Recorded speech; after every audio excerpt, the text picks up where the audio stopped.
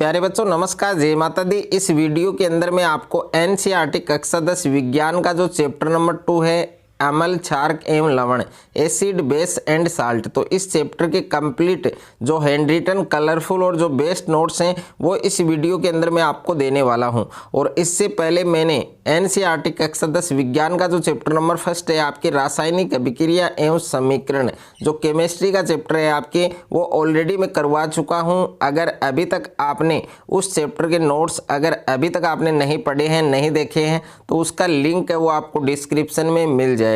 तो वहां जाकर आप चैप्टर नंबर 1 के नोट्स भी आप पढ़ सकते हैं और ये नोट्स पढ़कर आप बोर्ड परीक्षा में एक अच्छा स्कोर कर सकते हैं, साइंस में आप एक अच्छा स्कोर कर सकते हैं। तो इस वीडियो के अंदर चैप्टर नंबर 2 है आपके अम्ल, क्षारक एवं लवण, एसिड बेस एंड साल्ट, तो इस चैप्टर के कंप्लीट नोट्स आपको मिलने वाले हैं। और साथ साथ में अगर आप इन नोट्स को लिखना चाहते हैं तो लिख सकते हैं। अगर आप इन नोट्स को परचेज करना चाहते हैं तो नोट्स परचेज करने के लिए स्क्रीन पर जो नंबर आपको दिया गया है 7297831166, इस नंबर पर संपर्क करके आप ये नोट्स परचेज कर सकते हैं। तो सबसे पहले हम पढ़ेंगे इस चैप्टर के अंदर अम्ल एवं क्षार के रासायनिक गुणधर्म, यानी एसिड क्या होता है और बेस क्या होता है, यानी अम्ल और क्षार के जो रासायनिक गुणधर्म है वो क्या होते हैं। तो सबसे पहले हम बात करेंगे अम्ल की, बात करेंगे एसिड की, बात करेंगे। तो अम्ल क्या होते हैं? अम्ल वे पदार्थ होते हैं जो कि जलीय विलयन में एक या एक से अधिक H+ आयन उत्सर्जित करते हैं। यानी अम्ल क्या होते हैं? अम्ल वे पदार्थ होते हैं जो कि जलीय विलयन में एक या एक से अधिक H+, यहाँ पर H+ का मतलब क्या है? Hydrogen ion. ओके, तो हाइड्रोजन आयन उत्सर्जित करते हैं। इसके उदाहरण क्या है? इसके एग्जाम्पल है जैसे HCl यानी हाइड्रोक्लोरिक अम्ल, दूसरा है आपके HNO3 यानी नाइट्रिक अम्ल, तीसरा है आपके H2SO4 यानी सल्फ्यूरिक अम्ल, और उसके बाद में नेक्स्ट है आपके H2S। तो ये इसके उदाहरण हैं, एग्जाम्पल हैं जो आपको अच्छे से याद करने हैं। उसके बाद में नेक्स्ट है आपके क्षार, जिसको हम इंग्लिश में क्या कहते हैं? बेस। ओके, अब क्षार क्या होते हैं? क्षार वे पदार्थ होते हैं जो कि जलीय विलयन में हाइड्रोक्साइड आयन यानी OH- उत्सर्जित करते हैं। तो क्षार क्या होते हैं? क्षार वे पदार्थ होते हैं जो कि जलीय विलयन में हाइड्रोक्साइड आयन OH- उत्सर्जित करते हैं। अगर आपने इन नोट्स को अच्छे से पढ़ लिया तो इसके अलावा आपको बुक है वो पढ़नी नहीं पड़ेगी, और इसके अलावा आपको कोई भी बुक्स है वो आपको नहीं पढ़नी पड़ेगी। तो इसके एग्जाम्पल क्या हैं? जैसे NaOH यानी कास्टिक सोडा, सोडियम हाइड्रोक्साइड, दूसरा है आपके KOH यानी पोटेशियम हाइड्रोक्साइड, और तीसरा है आपके Al, और उसके बाद में ब्रैकेट OH, उसके बाद में यहाँ पर 3 है यानी एल्यूमिनियम हाइड्रोक्साइड। तो ये इसके 3 एग्जाम्पल हैं, उदाहरण हैं जो आपको अच्छे से याद करने हैं। उसके बाद में नेक्स्ट जो टॉपिक है वो है आपके सूचक, जिसको इंग्लिश में क्या कहा जाता है? इंडिकेटर्स कहा जाता है। अब सूचक क्या होते हैं? तो सूचक क्या होते हैं? ऐसे पदार्थ जो विलयन में अम्ल एवं क्षार की उपस्थिति को रंग परिवर्तन द्वारा या गंध परिवर्तन के द्वारा सूचित करते हैं, उसे हम क्या कहते हैं? सूचक कहते हैं, इंडिकेटर्स कहते हैं। यानी ऐसे पदार्थ जो जलीय विलयन में अम्ल एवं क्षार की उपस्थिति को रंग परिवर्तन के द्वारा या फिर गंध परिवर्तन के द्वारा क्या करते हैं? सूचित करते हैं, उसे हम क्या कहते हैं? सूचक। उसके बाद में है नेक्स्ट है आपके सूचक के प्रकार। अब देखिए सूचक है, उसके जो प्रकार हैं, सूचक है वो कितने प्रकार का होता है? तो सूचक कितने प्रकार का होता है? 3 प्रकार का होता है। ओके, सूचक कितने प्रकार का होता है? 3 प्रकार का। अब सूचक के कौन कौन से प्रकार हैं? तो इसमें पहला जो प्रकार है वो दे रखा है प्राकृतिक सूचक। ओके, यानी सूचक 3 प्रकार का होता है। एक तो प्राकृतिक सूचक होता है, दूसरा संश्लेषित सूचक होता है, तीसरा आपके गंधीय सूचक होता है। तीनों में से एक क्वेश्चन आपके एग्जाम में 100% आने वाला है। तो सबसे पहले हम बात करेंगे सूचक की, प्राकृतिक सूचक की। तो प्राकृतिक सूचक क्या होते हैं? वे सूचक जो प्राकृतिक स्रोत से प्राप्त होते हैं। ओके, यानी जो प्रकृति के द्वारा प्राप्त होते हैं, वे सूचक जो प्राकृतिक स्रोत से प्राप्त किए जाते हैं उसे हम क्या कहते हैं? प्राकृतिक सूचक कहते हैं। अब प्राकृतिक सूचक कौन कौन से हैं, यानी इसके जो उदाहरण हैं वो कौन कौन से हैं? जैसे एक तो लिटमस है, दूसरा आपके हल्दी, तीसरा पत्ता गोभी, और उसके बाद में नेक्स्ट है पेटूनिया, और नेक्स्ट है आपके जेरानियम। तो ये सब किसके उदाहरण हैं? प्राकृतिक सूचक के उदाहरण हैं। उसके बाद में हमने एक इम्पोर्टेड फैक्ट लिया है, ये भी आपके एग्जाम में पूछा जा सकता है कि लिटमस है वो लिटमस विलियन है वो बैंगनी रंग का क्या होता है? रंजक होता है, जो थैलोपाइटा समूह के लाइकेन पौधे से प्राप्त किया जाता है। इस फैक्ट को आपको ज़रूर याद करना है, इसको हमने हाईलाइट किया है, इसीलिए हाईलाइट किया है कि बच्चों का ज़्यादा से ज़्यादा इन पॉइंट्स पर ध्यान जाए। तो लिटमस विलियन है वो बैंगनी रंग का क्या होता है? रंजक होता है, जो थैलोफाइटा समूह के लाइकेन पौधे से प्राप्त किया जाता है। और जिन बच्चों ने अभी तक कमेंट बॉक्स में जय माता दी नहीं लिखा है तो जय माता दी जरूर लिखें। उसके बाद में सेकंड है आपके गंधीय सूचक। अब देखिए गंधीय सूचक क्या होता है, यानी ऑल फैक्ट्री इंडिकेटर्स। तो गंधीय सूचक की परिभाषा क्या है? ऐसे पदार्थ जिनकी गंध अम्ल या क्षार के माध्यम में बदल जाती है। ऐसे पदार्थ जिनकी गंध अम्ल या क्षार के माध्यम में बदल जाती है उसे हम क्या कहते हैं? गंधीय सूचक कहते हैं।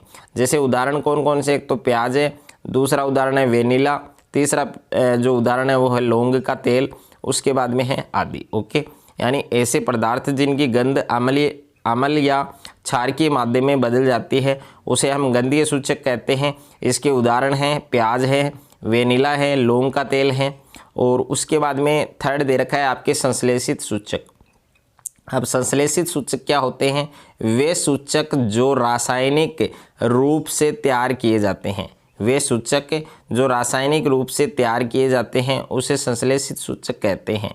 इसके उदाहरण एक तो मेथिल ऑरेंज है और एक है फिनोल्फ्थेलिन। ओके, यानी संश्लेषित सूचक के कौन कौन से संश्लेषित सूचक के उदाहरण हैं? तो एक तो मेथिल ऑरेंज है, दूसरा फिनोल्फ्थेलिन है। ओके, और उसके बाद में फिर से एक मोस्ट इम्पोर्टेंट फैक्ट है आपके, इसको ज़रूर आपको याद करना है कि पेट की जो अम्लता है, जो एसिडिटी है, उसको दूर करने के लिए कौन से क्षारक का उपयोग होता है? Mg कोष्टक OH का होल ट्वाइस, जिसको मैग्नीशियम हाइड्रोक्साइड या फिर मिल्क ऑफ मैग्नीशिया कहा जाता है।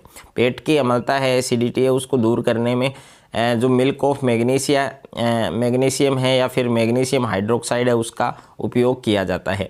और मिट्टी की अम्लता यानी मिट्टी की जो अम्लता है उसको दूर करने में किस क्षारक का उपयोग होता है? आपके Ca कोष्टक OH का होल ट्वाइस, यानी कैल्शियम हाइड्रोक्साइड। ओके, या फिर इसको हम भुजा हुआ चूना भी कह सकते हैं।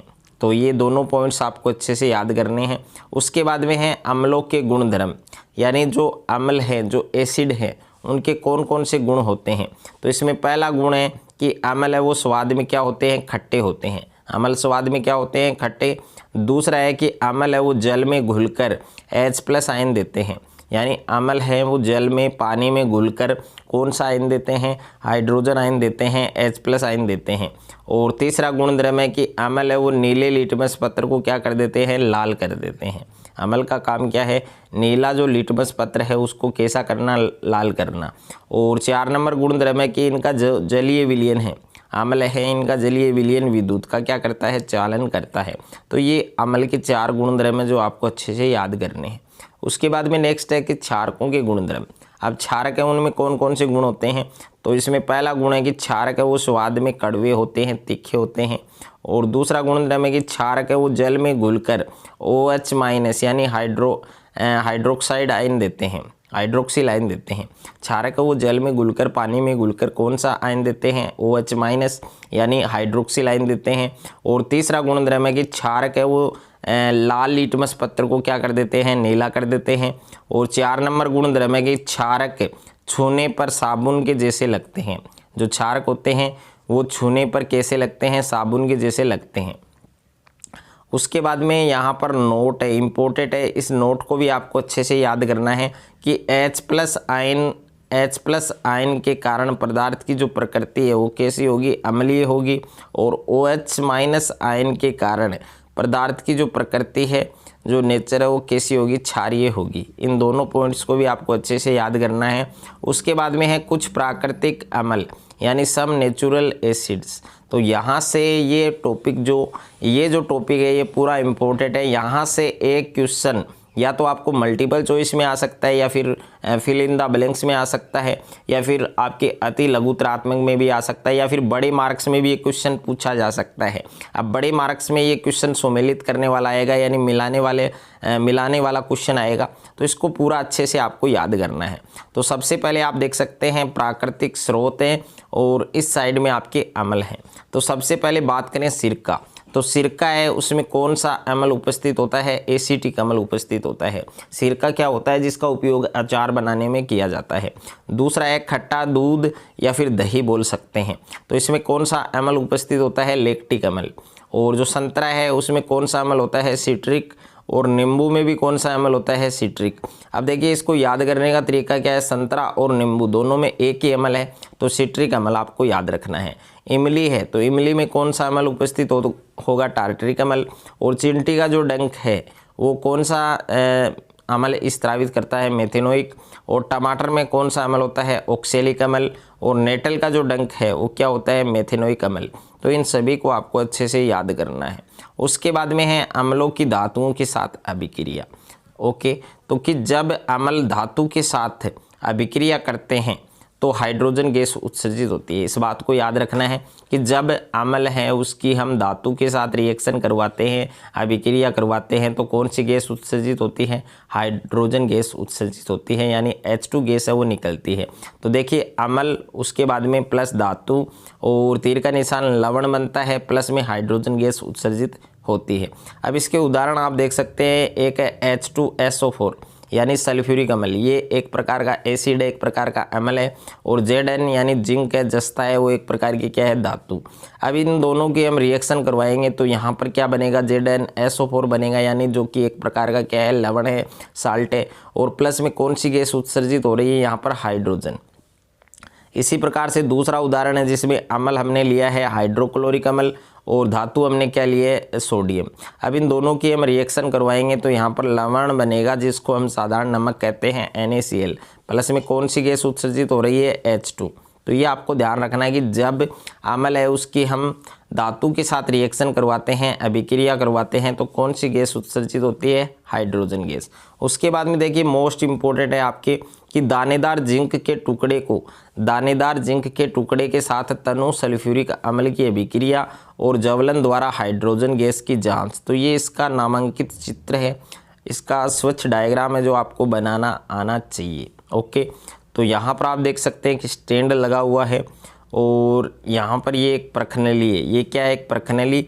और इस प्रखनली के अंदर क्या है? आपके सल्फ्यूरिक एसिड है। ओके, और हाइड्रोजन गैस के बुलबुले आप देख सकते हैं, दानेदार जिंक के इसके टुकड़े आप देख सकते हैं। और ये इधर साबुन का विलयन है और ये आपके जो नली आपको दिख रही है ये प्रवाह नली है। ओके, और यहाँ पर आप देख सकते हैं फट फट की ध्वनि के साथ हाइड्रोजन गैस का दहन हो रहा है, यानी हाइड्रोजन गैस क्या हो रही है? जल रही है। और इधर आप देख सकते हैं मोमबत्ती से इसका दहन किया जा रहा है।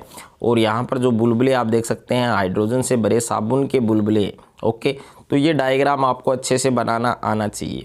उसके बाद में देखिए क्षारक की धातुओं के साथ अभिक्रिया, यानी जब हमने अम्ल की धातु के साथ रिएक्शन की तो कौन सी गैस उत्सर्जित हुई? Hydrogen gas. तो इसी प्रकार से जब क्षारकों की धातुओं के साथ अभिक्रिया होती है तो हाइड्रोजन गैस उत्सर्जित होती है। जैसे क्षारक प्लस धातु, तीर का निशान लवण प्लस हाइड्रोजन गैस। अब उदाहरण आप देख सकते हैं, यहाँ पर हमने सोडियम हाइड्रोक्साइड जो एक प्रकार का क्षारक है वो लिया है और धातु हमने क्या ली है? जिंक लिए, जस्ता ली है। अब इन दोनों की हम रिएक्शन करवाएंगे तो क्या बनेगा? लवण बनेगा, जिसका नाम है सोडियम जिंकेट। Okay, Na2ZnO2।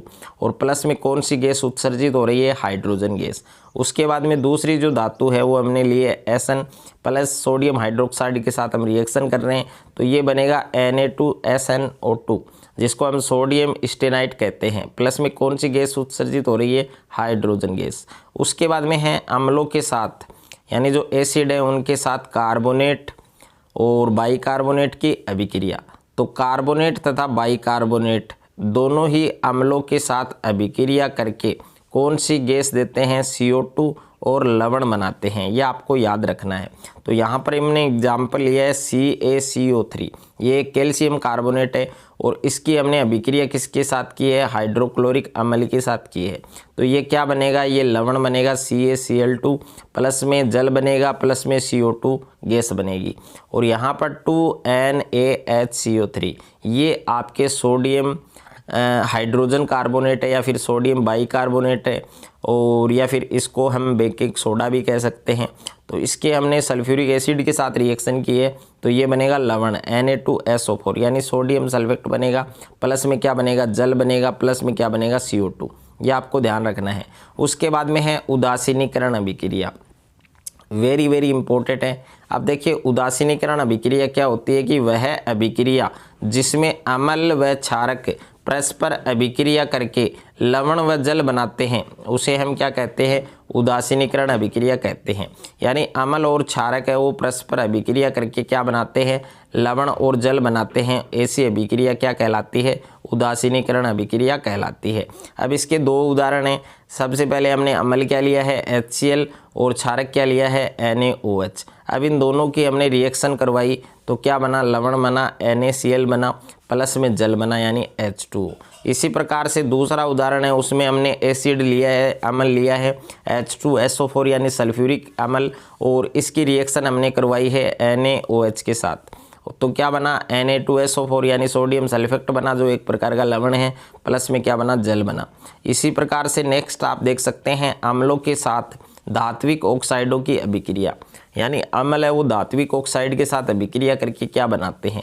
तो जब अम्लों की धात्विक ऑक्साइडों के साथ अभिक्रिया होती है तो लवण व जल बनता है, ये आपको ध्यान रखना है।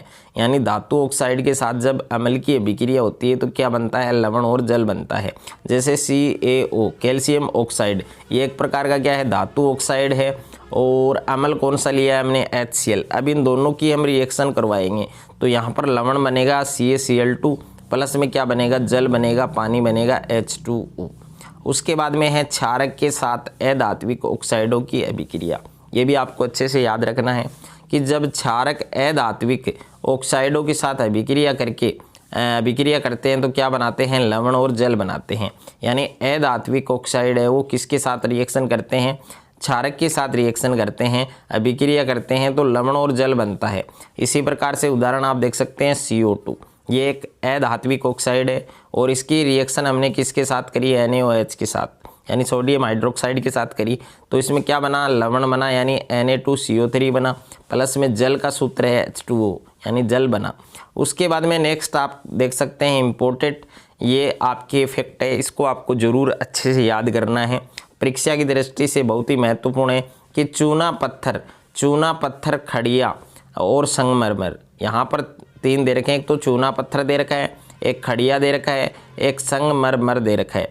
ये किसके रूप हैं, ये कैल्शियम कार्बोनेट के विविध रूप हैं। ओके, यानी CaCO3 इसके रूप कौन कौन से हैं, एक तो चूना पत्थर है, एक खड़िया है, एक संगमरमर है। ओके, और यहाँ पर आप देख सकते हैं हरे कृष्णा। तो हरे कृष्णा आप सभी बच्चों को कमेंट बॉक्स में ज़रूर लिखना है।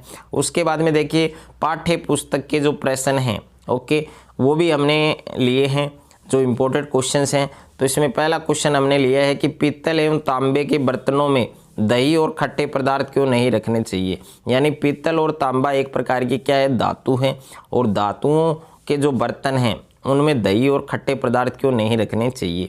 तो दही और खट्टे पदार्थ क्या होते हैं, अम्लीय होते हैं। दही और खट्टे पदार्थ क्या होते हैं, अम्लीय होते हैं, जो कि पीतल और तांबे के बर्तनों के साथ अम्ल अभिक्रिया करके लवण बनाते हैं, जो कि क्या होते हैं, विषैले होते हैं, और इस कारण दही तथा अन्य खट्टे पदार्थों को पीतल तथा तांबे के बर्तनों में नहीं रखना चाहिए।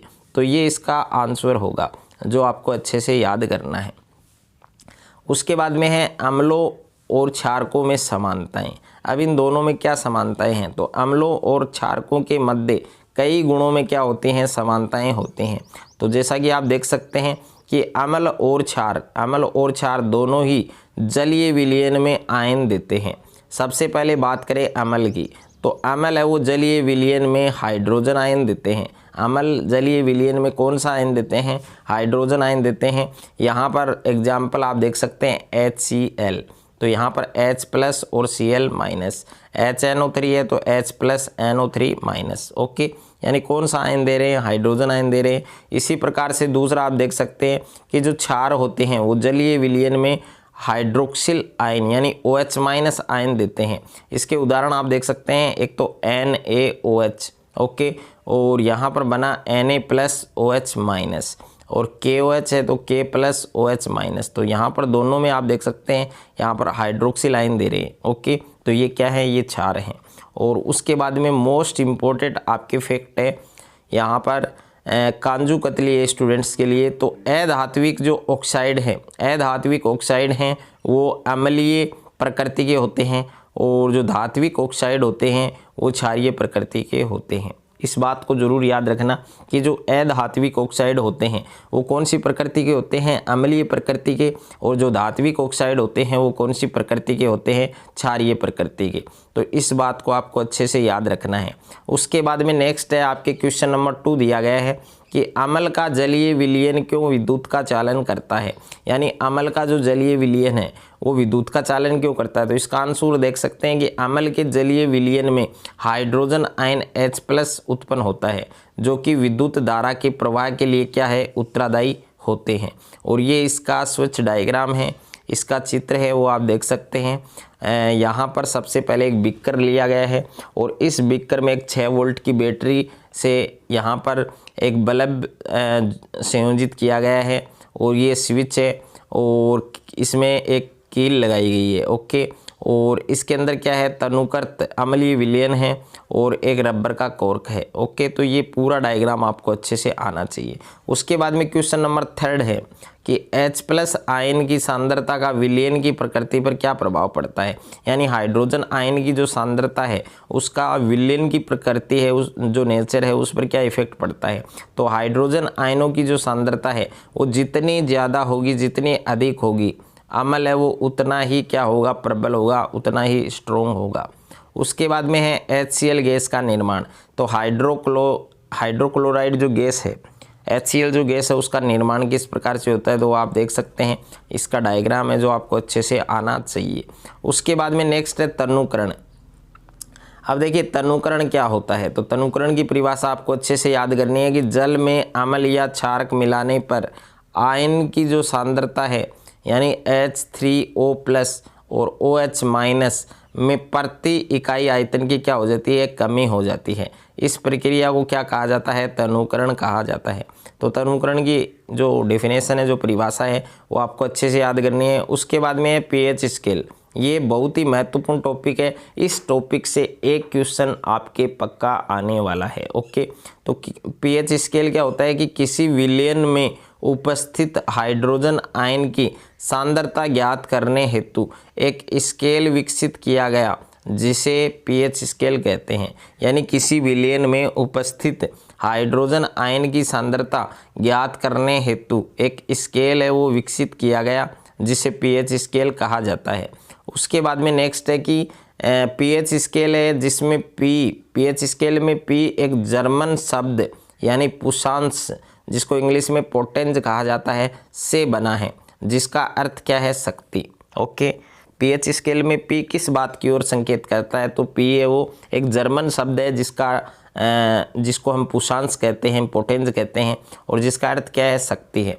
अब इसकी 2 परिभाषा है, यानी pH स्केल की 2 परिभाषा मैं आपको बता रहा हूँ, दोनों याद करने हैं आपको, जो आपको अच्छी लगे वो आप याद कर सकते हैं।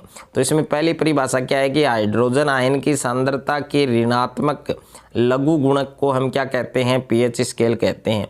तो हाइड्रोजन आयन की सांद्रता के ऋणात्मक लघु गुणक को pH स्केल कहा जाता है।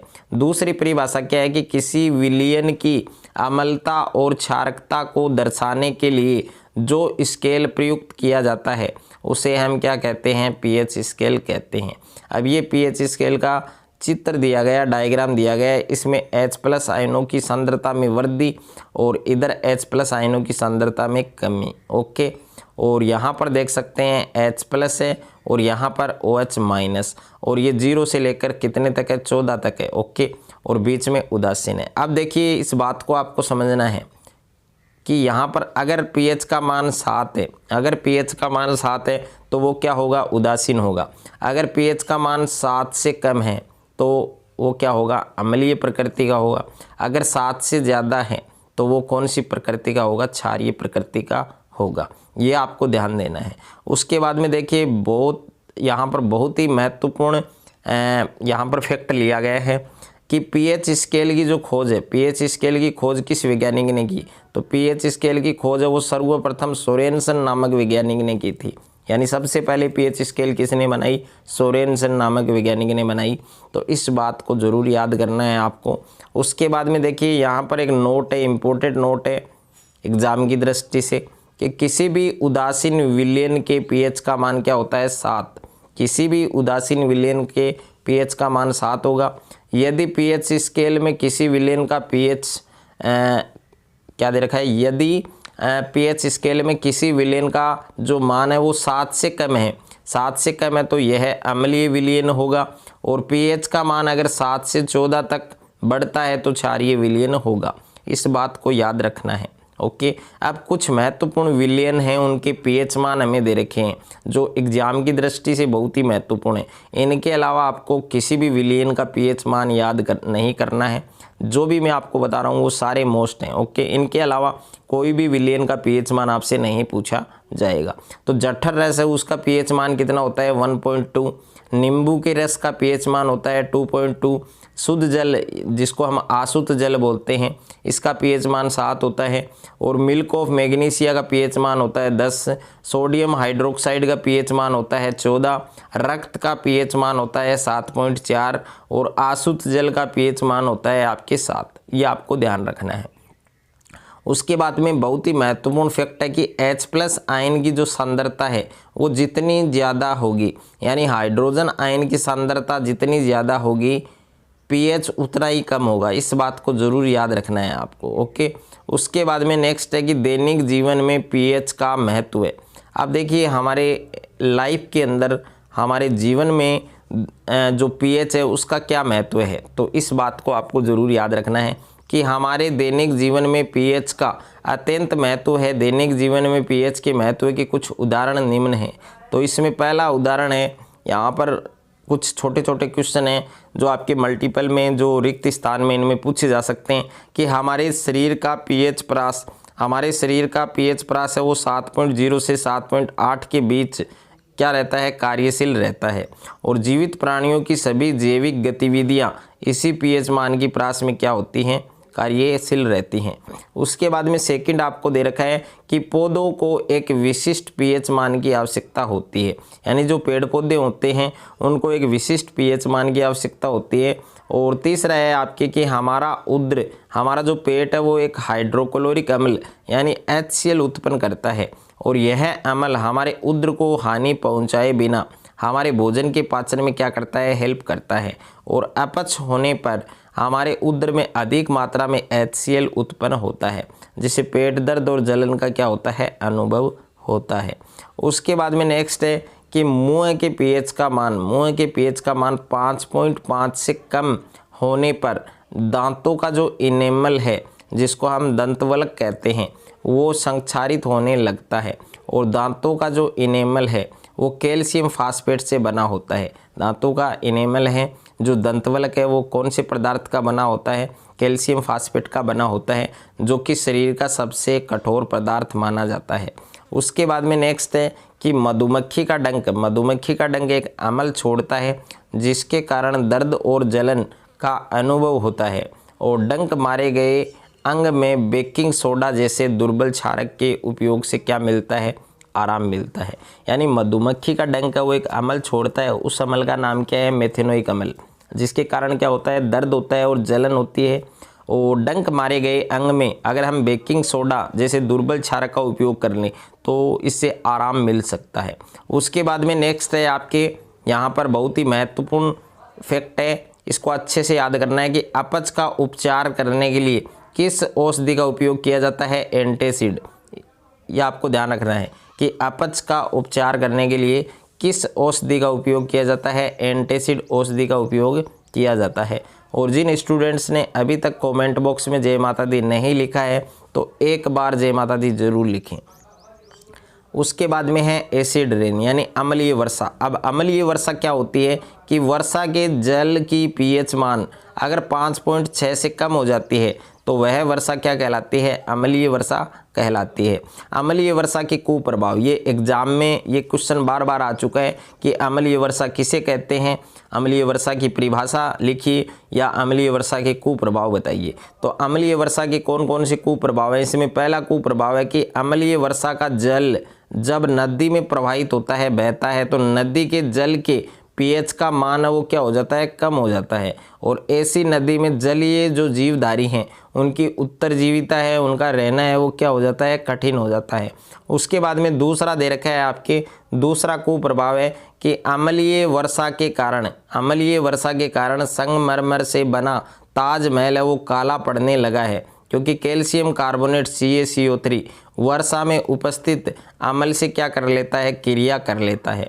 उसके बाद में है लवण। अब देखिए तीसरा टॉपिक है, हमने अम्ल के बारे में पढ़ लिया पूरा, हमने क्षार के बारे में कंप्लीट पढ़ लिया, अब हम लवण के बारे में पढ़ेंगे। तो जब अम्ल और क्षार के मध्य अभिक्रिया होती है तो लवण और जल का निर्माण होता है, और ऐसा हमने एक अभिक्रिया में पढ़ा जिस अभिक्रिया का नाम था उदासीनीकरण अभिक्रिया। ओके, अब लवण परिवार के बारे में पढ़ेंगे। तो सबसे पहले हम बात करेंगे लवण परिवार है वो आखिर होता क्या है। तो जैसे हमें सोडियम लवण के परिवार के बारे में जानना है, तो सोडियम लवण से रिलेटेड जितने भी आपके फॉर्मूले हैं वो हैं, जिसमें सोडियम क्लोराइड है NaCl जिसका रासायनिक सूत्र है, सोडियम नाइट्रेट है जिसका रासायनिक सूत्र NaNO3 है, सोडियम कार्बोनेट है जिसका Na2CO3 है, सोडियम सल्फेट है जिसका फार्मूला है Na2SO4। अब आपको कैल्शियम लवण के परिवार के बारे में पूछे तो कैल्शियम से रिलेटेड जितने भी आपके फॉर्मूले हैं वो आपको लिख देने हैं। अगर आपको पोटेशियम लवण से पूछे तो वो भी आप लिख सकते हैं। तो इसी प्रकार से आपको ये याद करना है। उसके बाद में देखिए नेक्स्ट है आपके प्रबल अम्ल, यानी जो स्ट्रॉन्ग एसिड है वो क्या होते हैं। तो प्रबल अम्ल क्या होता है, अधिक संख्या में H+ आयन उत्पन्न करने वाले जो अम्ल हैं वो प्रबल अम्ल कहलाते हैं। इसके उदाहरण हैं HCl, H2SO4 और HNO3। और दूसरा है आपके दुर्बल अम्ल। अब दुर्बल अम्ल क्या होते हैं, कम संख्या में H+ आयन उत्पन्न करने वाले जो अम्ल हैं वो दुर्बल अम्ल कहलाते हैं, जैसे CH3COOH और एक HCOOH यानी फार्मिक एसिड। उसके बाद में है प्रबल क्षार। अब देखिए प्रबल क्षार क्या होते हैं, स्ट्रॉन्ग बेस क्या होते हैं। तो वे क्षार जो पानी में घुलकर पूरी तरह आयनित हो जाते हैं उसे हम प्रबल क्षार कहते हैं, जैसे NaOH और दूसरा है KOH, तीसरा है CA*OH का होल ट्वाइस।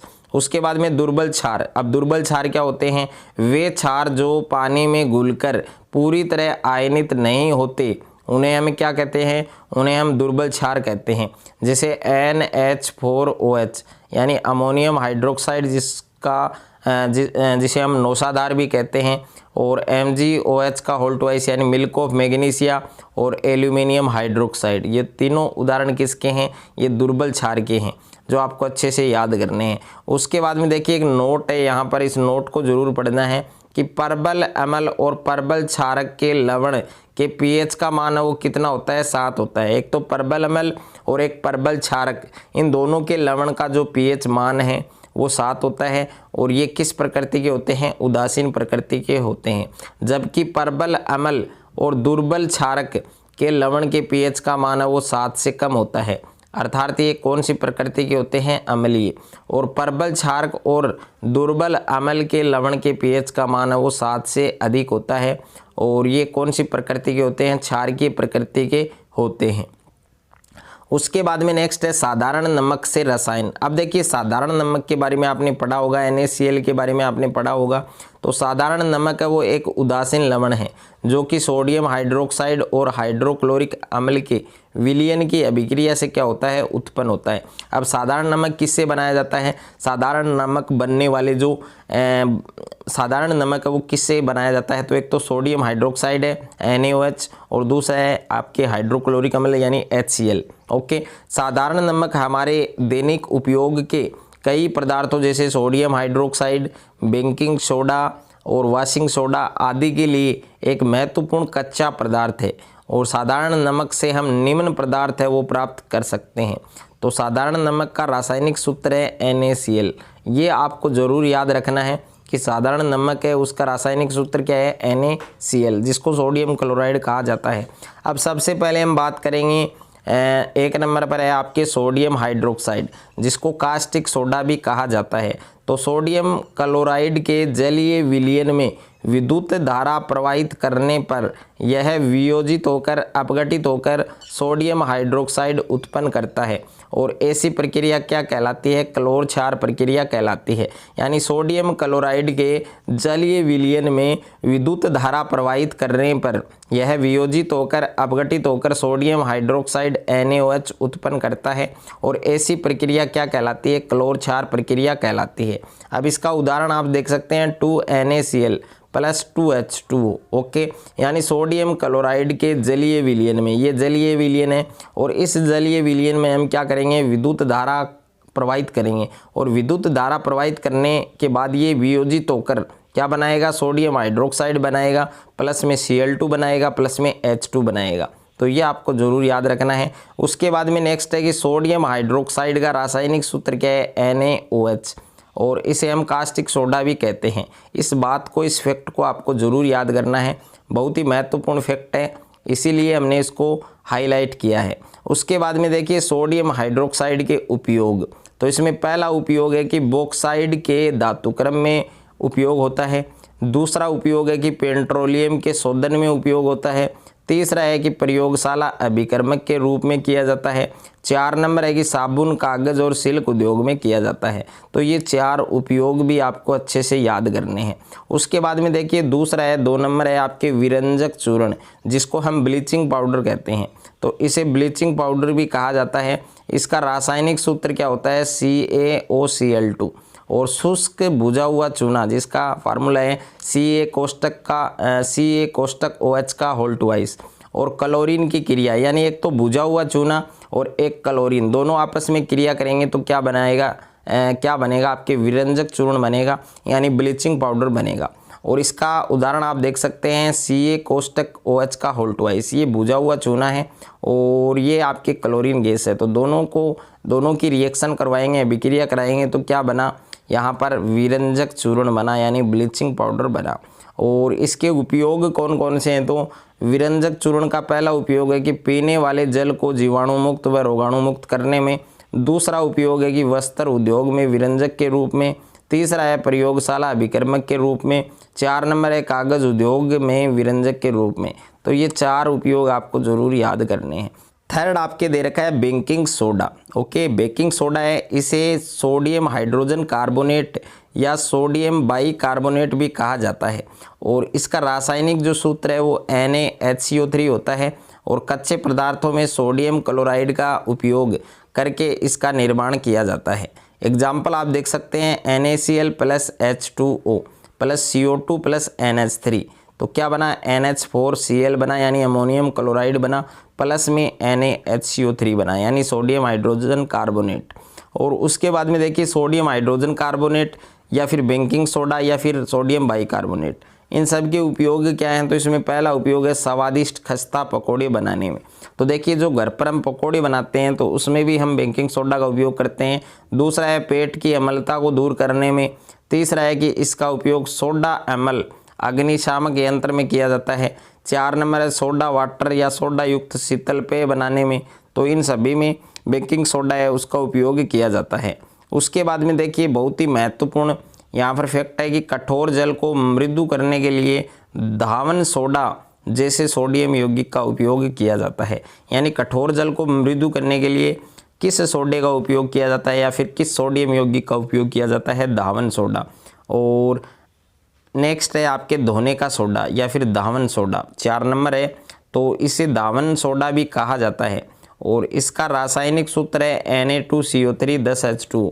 और बेकिंग सोडा है उसको गर्म करने पर जो सोडियम कार्बोनेट प्राप्त होता है और उसके पुनः क्रिस्टलीकरण से हम धोने का सोडा है वो प्राप्त कर सकते हैं।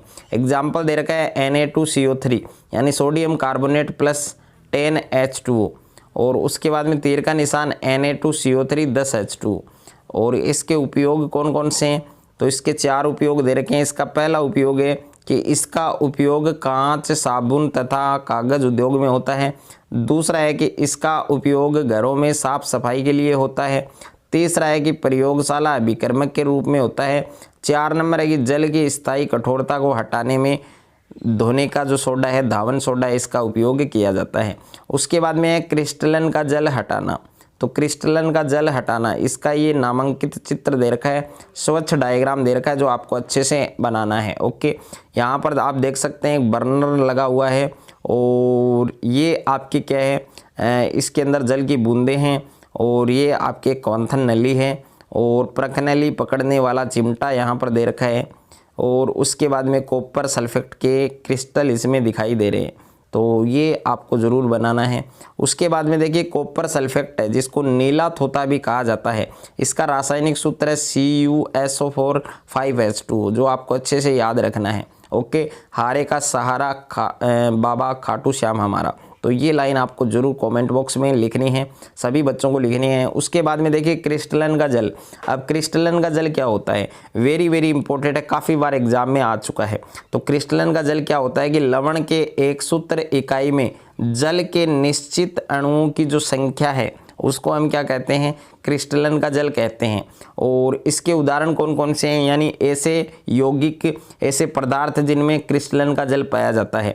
तो एक तो है कॉपर सल्फेट जिसे नीला थोथा कहा जाता है, इसके अंदर भी क्या होता है, क्रिस्टलन का जल होता है CuSO4 5H2।